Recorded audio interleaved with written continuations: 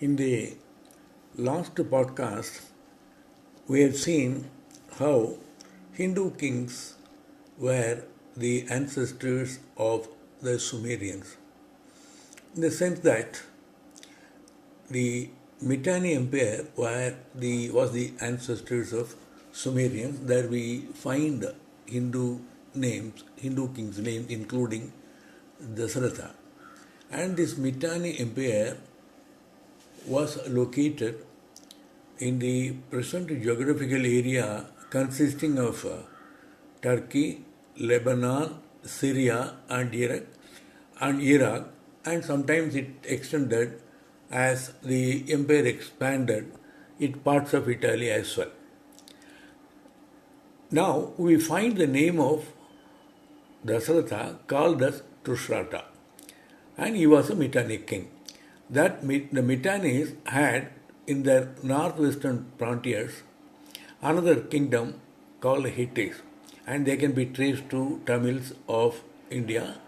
I'll speak about it a little later.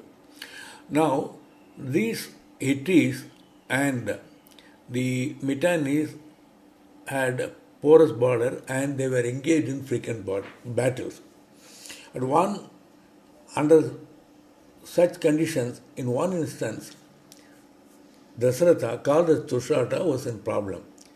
So what he has done, I quote, despite Tushrata's problem, he was not beyond offering his daughter Tadukipa in marriage to King Amenhotep III of Egypt for large quantity of gold.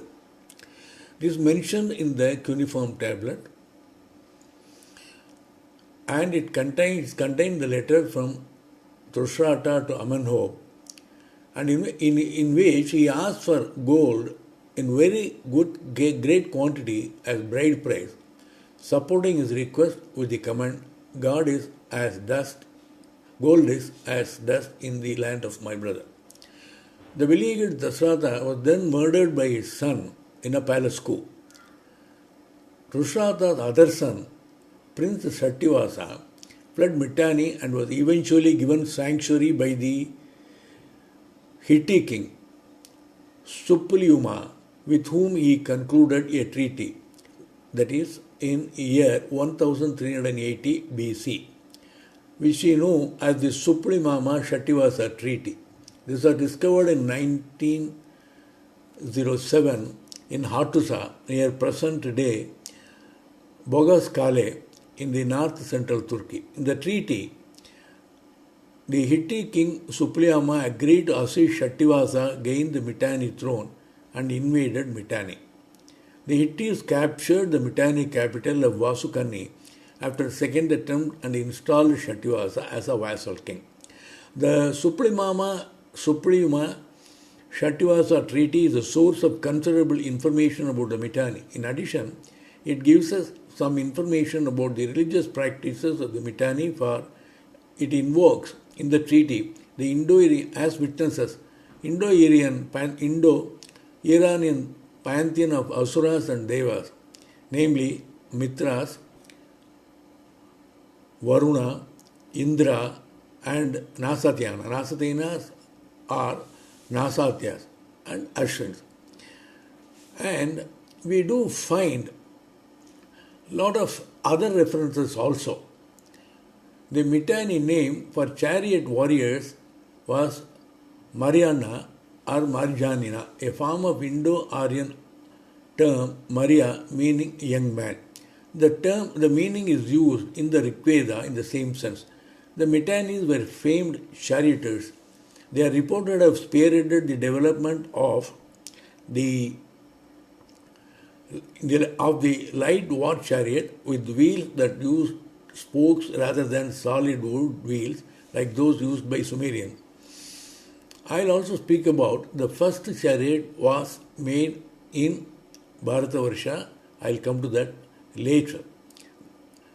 And Tushrata's letter to Egyptian king Amenhotep III of Amarna from Tel El Amarna, it is housed at the British Museum, numbered WAA 29791. The Hittite archives of Hattusa near the present day Bogakasi contained what is the oldest surviving horse training manual in the world.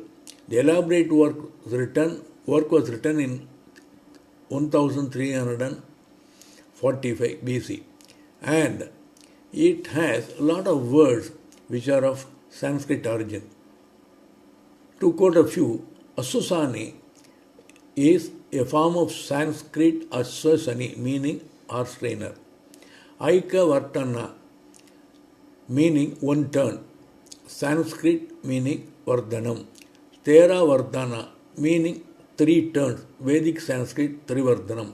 Pansa Vardhana, it means 5 turns. Vedic Sanskrit Panchavardhanam. Satta Vardhana, meaning 7 turns. Vedic Saptavardhanam. And Navaratana, meaning 9 turns. Vedic Sanskrit Navavardhanam.